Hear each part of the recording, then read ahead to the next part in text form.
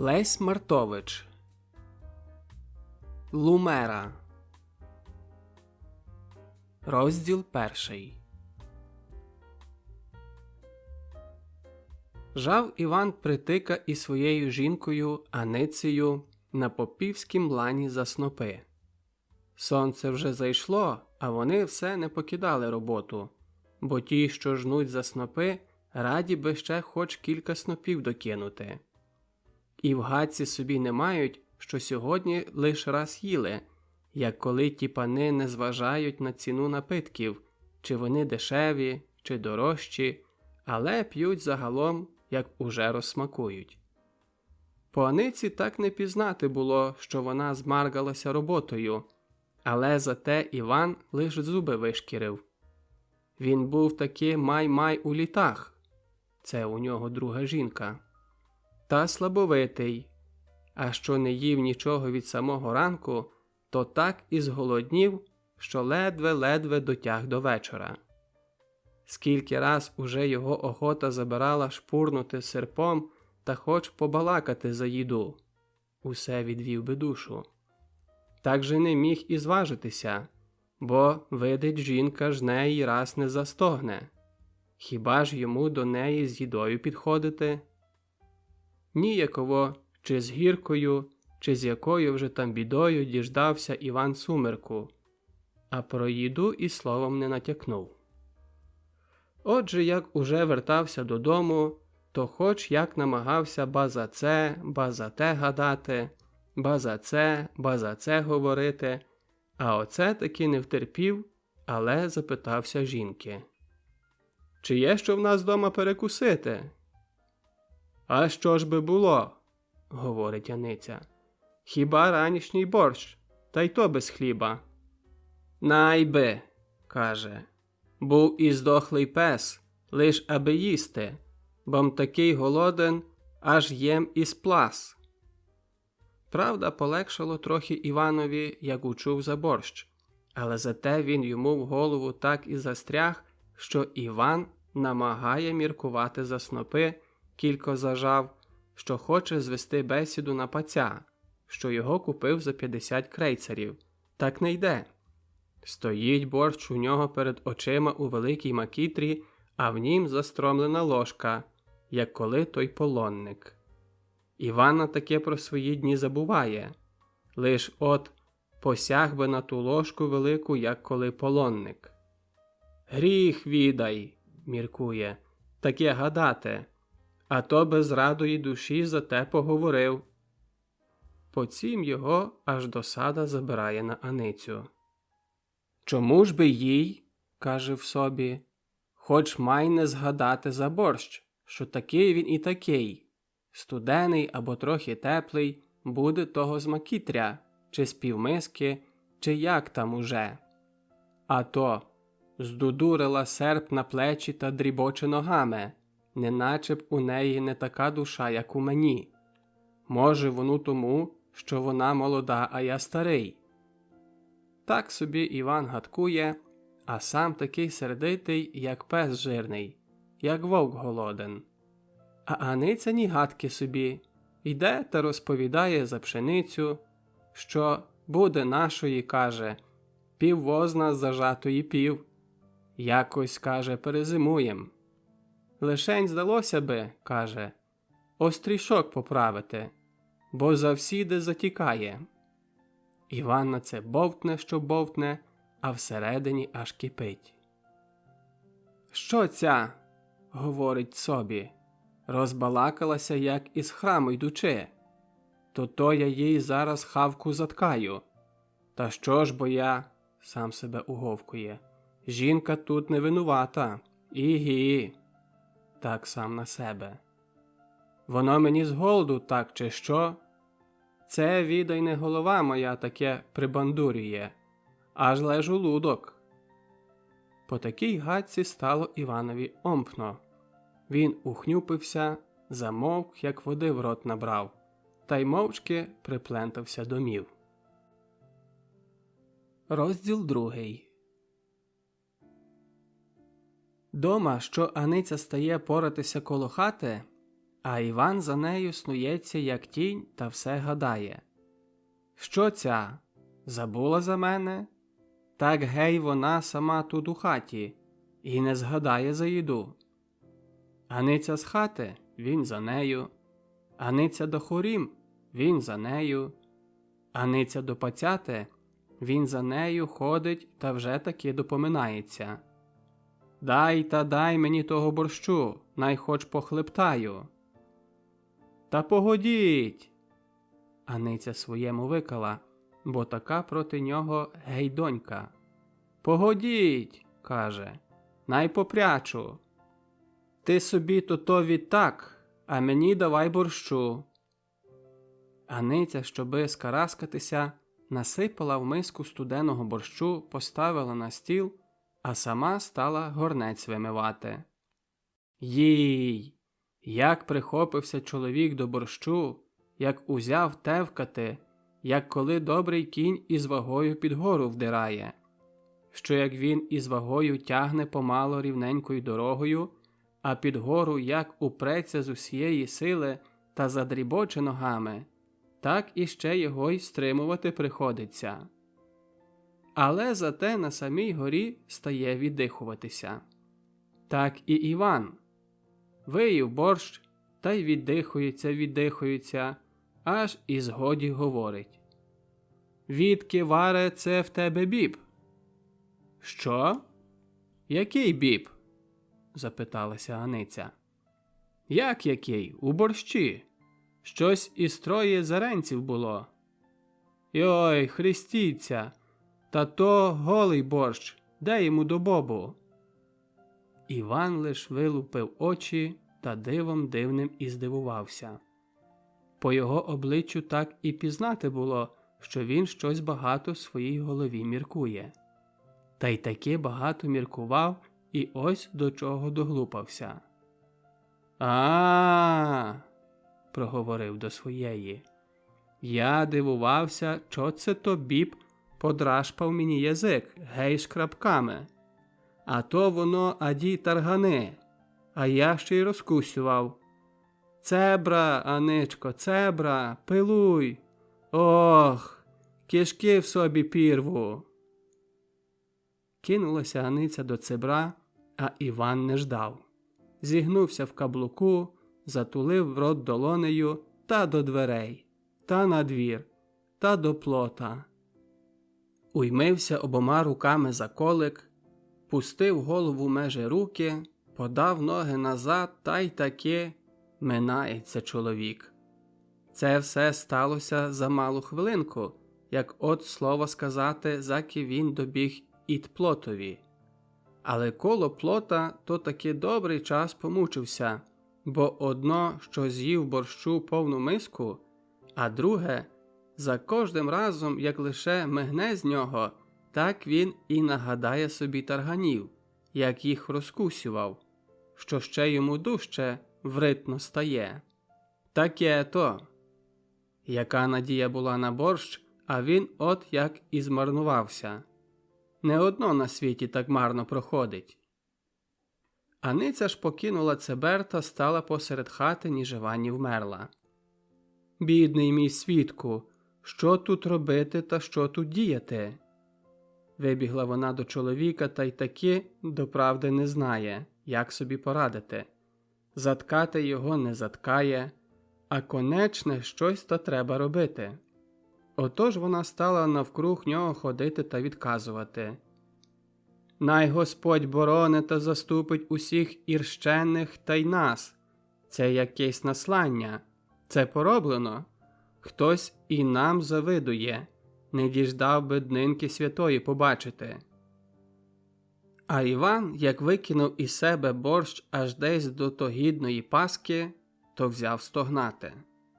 Постогнав, пустився колика та трохи не впав до землі. Але Аниця піддержала та й увела до хати. Іван висадився на піч, ляг назаді та й «Віддай, – каже, – вже не дочекати до завтра». Аниця і собі зажурилася, забула і про вечерю, не спить усю ніч, бо то, як той каже, На печі назаді сидить потіха, з неї ся суне, як просо з міха. Розділ 3. Занедужав Іван і з печі не встає, а Аницю вже й робота не береться. Переказує піп через людей до Івана, щоби йшов дожинати, ба й посилає нарочно наймита. Не йде ні Іван, ні його жінка. Отець Кабанович розсердилися. «Що то, – каже, – мужик гнилий? Не йшла би то та же брачія робити, але пані п'є дома. Пішов би я, – каже, – сам до нього та порозгонив би лайдаків, бо це пані загибель народа. Але тепер ніяк. Така духота на дворі, що прийдеться пропасти. Та бо ця пані духота не лиш мені шкодить, але й моїй пшениці. Бо десь песі мужики тепер нічого не роблять, десь один із другим зайшов у кукурудзи в холод та й спить, а робота пропадає. Геть руський нарід пані ледачіє, піде до крамарів найми. Коби ж я так міг вихопитися в поле, я ж би їм показав, якби якого не застав при роботі. Але тепер, пані, неможлива річ вийти. А вечором, хоч і вийду, то мужики холодом візьмуться до роботи. Але ж духота! Кортить мене в сад у холод, та й ніяк. Найко до передвечора. Не піду в поле, то хоч до того Івана навідаюсь. У передвечорі по тій дорозі, що попри Іванову хату, так то не бочка котиться, не віз із снопами сунеться. Це отець Кабанович не то качається, не то йде. Неначе та в байці, що одного часу та якось бачу таку штуку втяла, що ні їхала, ні йшла, ні летіла, ні пливла. Отак і отець Кабанович. Правда, зблизька придивитися, якось він тими ногами перебирає. Так же не двома. Тим двом помагає ще палиця, груба-прегруба бучаля. Отець не носить палицю з ласки та навтіху, але очі видять, йому її треба, так як у сльоту під вагу третього коня. Та доправди ішов він так, як слабі конята з вагою болоттям. Пройде, що пройде, та й стає віддихуватися. Та й усотався ж, лице йому посиніло, очі наверх вилізають, голова аж у бік перекривилася так, що крихітку було й шиї видко. А це дуже рідко лучається. Таку-то жертву зробив із себе отець Кабанович, заки зайшов перед Іванову хвіртку. Та тут лиш рукою махнув. «Це, – каже, – і гадки нема пропхатися». Отже він віддихався, уймив палицю в обій руці ціпко, припер долішній кінець до землі та й увалив на неї всю ваготу свого тіла. Дарма, що палиця, груба-прегруба бучаля, аж угризлася в землю, ще й угнулася під ним. Таке собі отець Кабанович прибрав місце та й заверещав на все горло так, аби аж до хати голос дійшов. «Чому ви на роботу не йдете? Пияки, злодії! Я вас у кримінал віддам!» Якраз у цей час Аниця поралася коло печі. Готовила вечерю для Івана. Випросила у сусіда трохи молочка, бо на неї такий час найшов, що хоч, як то кажуть, за боки та навприсядки. Є вода, ще коби муки, то й готова кулеша. Сама Аниця жила пісною барабулею, а для Івана то десь омасті випросить, то борщик забілить, а тепер ось приспособила молочка, бо з Іваном щось недобре коїлося. Він від самого досвідку раз у раз йойкав та приповідав. «То-то ми, йой, то-то ми». «Та як вам?» – допитується Аниця. «Болить? Гірше вам?» А Іван: «То-то ми, Йой, то ми. Аниця в гадках стала та в голову заходить.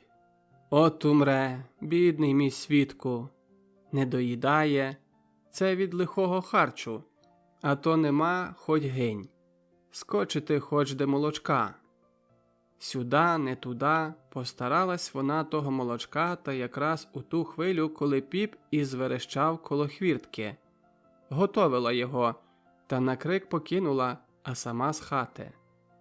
Як узріла попа коло хвіртки, то так гей би їй поза шкіру мурашки пополазили. «Ага, це на роботу», – погадала Аниця, пустилася попові до рук, та й «Так і так», – уповідає, – «знемагає мій чоловік. Оноді і з'їв студеного борщу, а там лучилось щось із троє зеренців бобу, чи що, і збридив собі та й заслаб». Вона вже й не розповідала за свою догадку, що то пороблено, бо отець Кабанович – великий народолюбець і діло пренумерує. Нищив у народі забобони. Не раз піди хто до ворожки або хоч натякни, що за відьми, так Піп зараз. Ти грішнику, каже, Бог за тебе всіх русинів карає. За покуту, каже, принесеш мені на церков гарнець раків, та й 2 дні підеш на толоку. А відтак по таким патріотичнім подвизі сам пускає безіменно дописи в газети, що в таким-то і в таким селі жиє такий і такий священник, отець Кабанович, великий патріот і народолюбець, що нищить темноту межи народом і засіває зерна просвіти. Слава ж йому, мовляв, за те. Дай Боже, аби такі люди і на камені родилися. Одначе, хоч Аниця і промовчала за пороблення, то попові і та бесіда не була по душі. «От який мені!» – крикнув. «Пан вельможний!» І збридилося йому. «Аді, жебрачія! Збридилося! Знаю я вас, дармоїдів! Лінь, не хоче пані робити, або де перепився!» Аничка на це борзенько залепетала. «Бігме, паноченьку, правду вам кажу. Дай, Господочку милосердний, аби я з оцього місця не рушилася, аби мені руки покрутило, аби мені ноги відоймило, аби мені очі повилазили, аби мені мову умкло, як брешу. Бігме, паноченьку, і збридив собі та й заслаб. Я вже собі гадкувала і до знахарки». Вирвалося Аниці, але вона зараз перестала. «Так же Піп не втім'я битий, його не обдуриш». «То так? Тобі до знахарки захочується, тобі до диявола? Того ти так бідуєш, то все пані кара Божа. Прийди-но ти, сарака, до сповіді, бо як і зволікатимеш, то я тобі, пані, і покути не дам». Аничка спудилася. «Я, паноченьку, більше не те я. От я і своїм радилася, чи нам до знахарки, чи службу наймити. Та мій старий не похочує. То, каже, до знахарки треба на друге село, та й то ще їй треба щось і дати, а в нас дасть біг. А службу, каже, в своїм селі можна ймити, та й то відробиться, а воно, каже, однако помагає». «Службу, – каже Піп, – то й я радив би тобі, лиш іще здалося би й до лікаря поїхати. Чоловік повинен уживати земських способів на слабість, та й на духовні не забувати, бо всяка слабість із допусту Божого. Тому тобі треба і лікарської помочі, і службу Божу наймити». «Та я рада би, паноченьку, до докторя, бо кажуть, що помагає, але в мене нема і крейцера, паноченьку, нема. Я би просила ласки Божої та й вашої, чи ж би ви нас не запомогли хоть левом, а ми би відробили. Та й, може би, конинку, паноченьку. Бігме, паноченьку, я би і відробила. і щосвята церковного на толоку ходила бих, а в зимі то й у будню днину. Пан отець призадумався. Вас варто запомагати? Тепер ти мені і з цим, і з тим, а як я то гід посилав за тобою на толоку, то ти ще й писок розпустила. Не піду, каже, на попа робити, най собі найме. А тепер ось як, і відроблю, і на толоку, і це, і те. Ні. Посіяла, збирай. Наймав я, наймиш і ти. Гадалась, багато мені лиха вдієш, аж не прийшла коза до воза. А ничка аж до землі кланяється, та зозулею просить, та неначе та дитина оправдовується. Бігме, паноченьку, не казала я таке, то вам понабріхували. Не пішла сме то гід, бо ніяк було, ба це се, ба то. А тепер бігме, паноченьку, правду вам кажу, ходитимем обоє, коли загадаєте. Бо і що ж? Коло хати в мене роботи що за нігтем, а то аби перегодуватися хоч дома, хоч у добрих людей. Я готова коло вашої роботи і днювати, і ночувати, чи в полі, чи коло хати, бо я вже гадкувала, коби на службу, а воно однаково, аби перегодуватися. Піп ніби знехочу заговорив. Та вже, аби не говорили люди, що я без милосердія. Та прийди, лиш мені все щось гейбе шептало, що ти мене обдурюєш. Аниця хотіла говорити, та Піп не дав. Но, сказав, не ляпай. Ти хоч кого, то переговорила би. Масненька ти на язик. Пам'ятай же, що бись відробила, бо я обезвічив би тебе. Уже тобі дам лева та й ту кобилу. По цім слові покотився Піп додому, а Аниця побігла в хату доготовлювати вечерю. Розділ 4. Та й для отця Кабановича готовилася дома вечеря. Про неї то собі й міркував отець, вертаючи додому. Як то добре вийти де на хвильку з хати. От прийду, вечеря буде вже готова та й смакувати буде мені, бо я трохи протрясся. А славні шницлі знає моя паня приготовляти. Дуже славні. Тільки чоловікові приїдається. Усе м'ясо та м'ясо. Взагалі все приїдається. От у піст риба зразу така смачна, а відтак уже не теє. Так, гадкуючи, не стямився отець Кабанович, коли вчинився перед дверима своєї хати. Пересадився через поріг до світлиці, сів на крісло та й нудиться. А зіпрів, як коли ті змолотники серед літа в полудне. Продуває отець навкруг себе, роздягається, обтирає піт. Нічого не помагає. Закликає отець до себе жінку. «Чи тобі, – питає, – не так душно, як мені? Я вже, бігме, не можу витримати». «То мені дивно, – говорить попадя. Ти небагато ситший від мене, а такий слабий на духоту. От я й по надвірку кручуся і коло печі пораюся, а все якось витримую». «Тим бо то, – каже отець, – тобі не штука витримувати, коли маєш щось до роботи. При роботі за все забувається». «А ти пішов би і скупатися, – радить попадя». «Так я і сам над цим гадаю. Та бо тяжко, бо дуже далеко. Заки зайдеш у гай, то розтопишся. Поміркуй лиш. Іти дорогою дуже далеко, а стежкою невигідно. Відсе мені не горе перейти через дорогу до церкви, але там треба перелаз перелазити. Та ще й високий то перелаз. Мушу сказати пані в неділю на службі, аби його вменшили».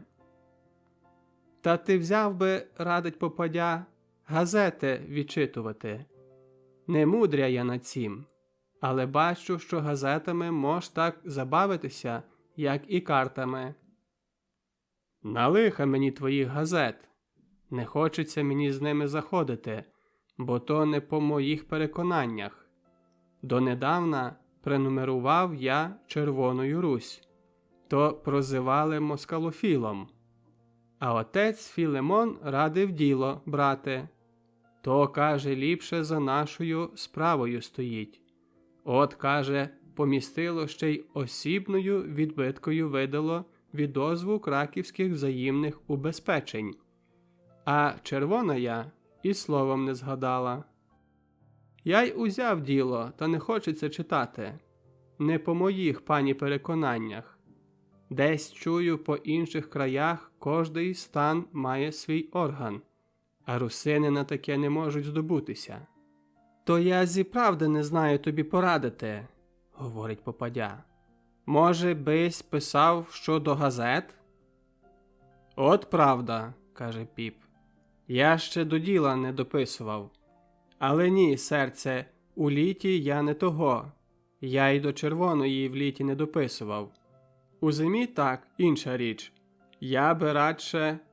От я зробив би тобі одну пропозицію. Коби ти коло мене посиділа. Покинь серденько роботу та посидь ізо мною. А попадя. Та же я, каже, не то-то.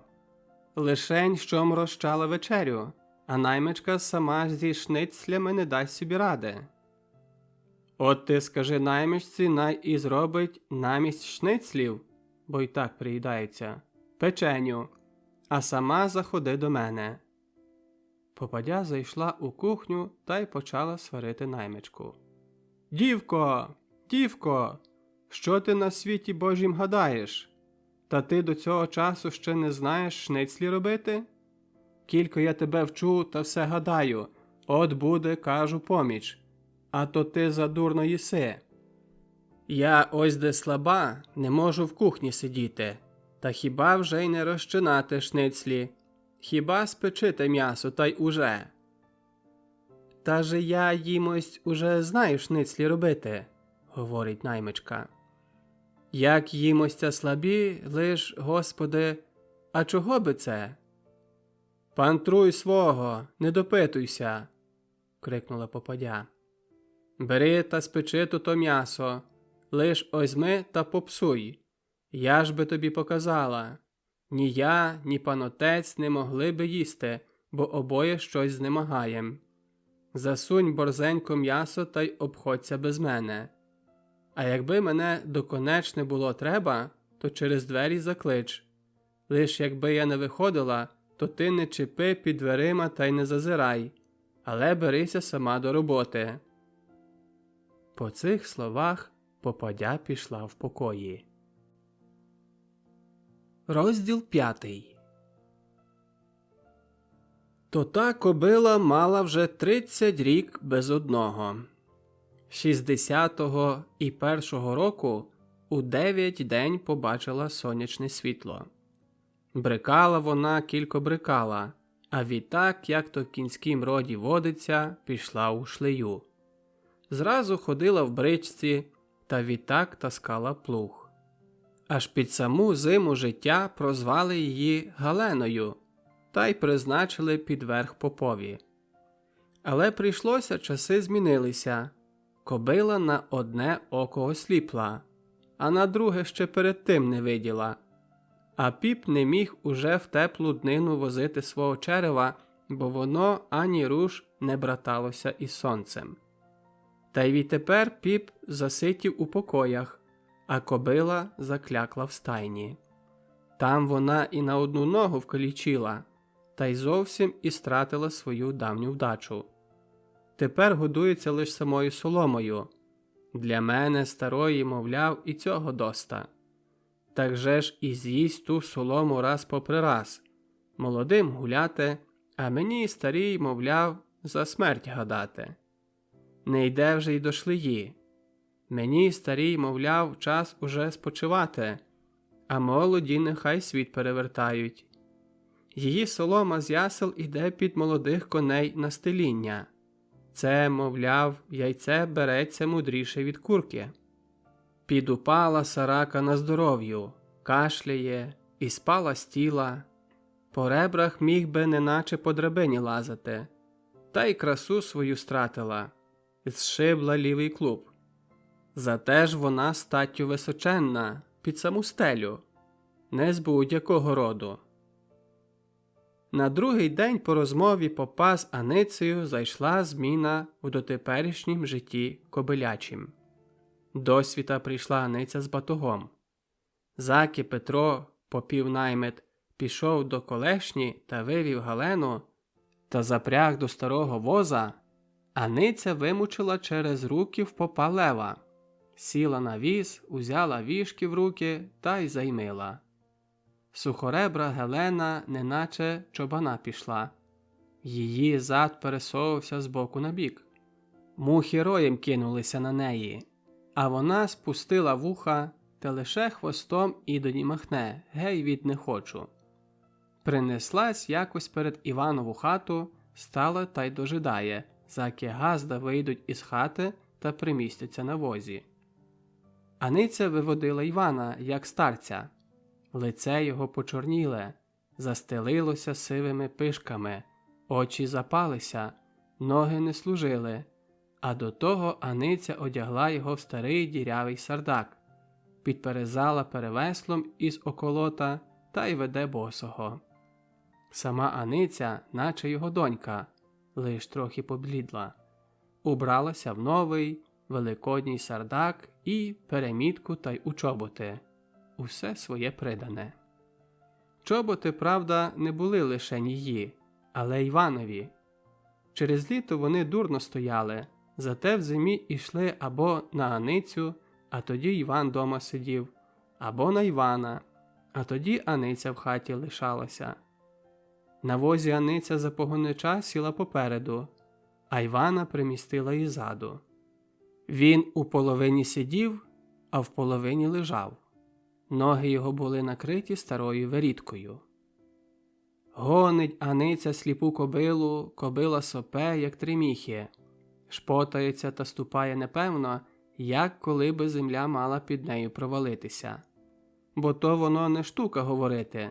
Цей їде сліпою кониною, той їде сліпою кониною. Але як їде? Тут треба в сліпу кобилу перекинутися та пізнати, що вона собі гадкує. Отож вона йде, нічого перед собою не видить, лиш темноту і темноту. Та й здається їй, що вона десь на кінець світу зайшла, що далі вже землі не стає.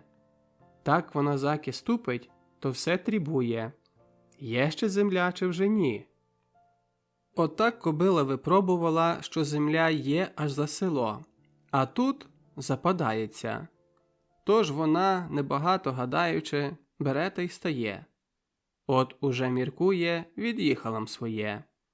Та тут Галену як уперізав батіг по крижах, то на ній аж шкіра стряслася. Не знала дурна конина, що тут не земля западається, але гора починається, так треба спускати. Аниця піймала ціпко віжки та й держить, аж подається назад. Кобила штульгук, штульгук, звернула з дороги та й беркиць в окіп. І ні гадки вставити. Наткнулася мордою на траву та й гризе, аж грузею заїдається. Що Аниця бідкається, що в'єкає, що січе кобилу, ані суди Боже. Скочила вона до крайньої хати, упросила добрих людей помогти. Здоймили Галену на друках, та й гайда в Божу путь. Аниця вже не сідала, але вела конину в руках. Отже, їзда не дуже борзо йшла, бо Галена тягне, кілько тягне, а нараз стає собі, як молода на весіллі, робить із себе кавулю, згинає шию вбік, дістає мордою аж до задньої лопаті, гризе та й клацає зубами. Дарма, що до міста була несповна миля, вони приїхали там десь в обід. У місті майже нічого не зорудували в хосен Івана, а тільки довідалися, що за лева ліку не найти. Лікар узяв за оглядини 70 карбованців та й записав рецепту. Аниця гадала зразу, що то ліки, що ту картку має Іван проковтнути, та й запиталася лікаря, чи то з хлібом і з'їсти, чи з водою випити. Але як їх лікар роз'яснив, що це, каже, лиш такий квиток, а на нього в аптеці ще треба ліки брати, та й то ще за них заплатити. Тоді Аниця привела Івана до воза, посадила його ззаду, сама сперлася на полудрабок та й трохи не з плачем проговорила. «Я цього надіялася, скоро Піп справляє, то вже воно щось не так. Йому, бачу, мало, що в нього каса позичкова, але ще хоче з кожної хати по 2 шістки на якусь ніби читарню». І з цією читальнею, що за неї набилює Аниця, отак було. Жалувався раз Піп перед попадею, що таки мру. Каже, знудів. Тож попадя нарадила йому, щоби заклав у селі читальню, то все буде розривка. Піп зараз таки в неділю сповістив у церкві, що най кожний мужик зложить по 20 карбованців, то заведуть собі читальню. Дуже хосенне діло і Богу миле. Одначе згоді покинув ту гадку. Раз тому, що в літі ходити би, а друге відрадив йому дідич. Розділ 6. Вертаючи додому, Аниця не втерпіла та й повернула на друге село до знахарки. Знахарка – славна баба при полозі на цілу околицю. Обізріла Івана та й запиталася про причину слабості. Іван було хотів говорити, та Аниця не дала. «Ви, каже, мовчіть, я сама. Вони в мене маломовні, так уже бачу змаленьку. Слабі вони і до роботи, і до бесіди неговіркі». Тепер Аниця стала розповідати геть усе від свого подружжя. Скільки разів Іван хотів до бесіди своє слівце втрутити, то Аниця все казала йому мовчати, а сама до знахарки приповідала. «Вони в мене маломовні». З тої бесіди довідалася знахарка, що Аниця віддалася за Івана тому, що її кревні радили, бо парубок, казали, їй не лучиться, а за вдівцем дасть біг, може, й чого доробиться. А Іван, маломовний він та й слабий до роботи, тільки робить, що знемагає раз у раз. Та Аниця і на це не жалувалась би, але в них є хачина та й помірочок, то не тільки цього хісна, кілько короводів за податки. Давно вже Аницю гадки збирали на службу, так же жаль покидати усе.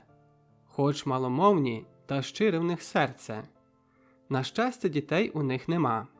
Та хоч вороги й підоймають їх на сміх, що це дедя з донькою жиє, хоч гірко їм хліб приходить, то вона все собі не міркувала би, лишко би не слабість. А то й оноді. Тут Аниця розповіла за таргани. Знахарка вислухала все дочиста, та й «Не бійтеся», каже, «воно перейде. Це, відай, на пропасницю заноситься, але Бог помилує, перейде. Нате вам це зілля, киньте пучку до окропу та й дайте на ніч напитися, на поти. А я би вам, любко, таки радила на службу. Тепер однако далі по роботах. У нашого професора нема наймички, там би вам було святе життя». Іван та Аниця згодилися. Повернули до професора, та й за тиждень Аниця мала прийти на службу. Розділ 7. Минув тиждень. Іван по надвірку походжає. Ба ні, то так було. Сонце стояло над заходом. Освітило жовто Іванову хату, Іванів плід, Іванове паця та й Івана самого, що сидів на приспі та й сокотив паця, аби до хорів не забігло. Ти, говорив Іван до пацяти, пасися чемно, та й не будь пацям, не пхайся, де тебе не просять. Аниця за той час віднесла попові пшеницю. Це за кобилу та й за того лева. Аниці лучилася добра служба, тому Іван віджалував пшеницю. Та з попом нелегка справа. Він, як учув, що Аниця задумує, так-таки трохи не сказився. Та й мав за що. Тут Аниця присягала, що відробить та на толоку ходитиме, а то приносить збіжжя. Піп прямо не міг цього порозуміти. Як таке? Плакала, благала та й обдурила. Гей, люди добрі, де ж тут уже правда на світі? Тут на безпечне хтось проти усього святого бунтує нарід, а він без того дикий. Дарма що літо. Отець Кабанович виготовив на ту тему допис до діла. Незабавки вийде. Дістала там Аниця, що дістала, але збіжжя лишила та й вернулася додому. Застає Івана на приспі. А що казав піп? А що ж би? Казав, каже, що мужик крутнею жиє. Неправда, не крутнею мужик жиє. А знаєш чим? Чим? Хіба правдою? Де там правдою? Ні правдою, ні крутнею мужик не жиє. А знаєш чим? Чим? Лумерами, коли хоч знати. Як? Якими лумерами? Такими. Що це ви вигадуєте? Якими лумерами? А ось як. Кожний мужик має свої 9 лумерів. Перше лумеро – мужик оре. Друге лумеро – мужик волочить. Третє лумеро – мужик сіє. Четверте лумеро – мужик жне.